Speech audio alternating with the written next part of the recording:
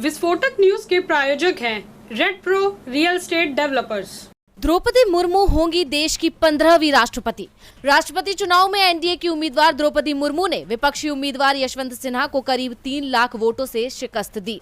राष्ट्रपति चुनाव के लिए 18 जुलाई को वोटिंग हुई थी और आज सुबह 11 बजे वोटों की गिनती का काम शुरू हुआ। सबसे पहले सांसदों के वोट गिने गए और सांसदों के वोटों की गिनती के बाद जब परिणाम सामने आए तो तय हो गया कि यशवंत सिन्हा मुर्मू के मुकाबले बुरी तरह पिछड़ चुके हैं। कुल 773 सांसदों ने वोट डाले थे, जिसमें से द्रौपदी मुर्मू को 540 और यशवंत सिन्हा को 208 वोट मिले, जबकि 15 वोट रद्द हो गए हैं। एक सांसद के वोट की वैल्यू 700 है। इस तरह सांसदों के वोटों से ही मुर्मू के वोट की वैल्यू 3,78,000 और यशवंत सिन्हा की वोट वैल्यू 1,45,600 तक पहुंच गई।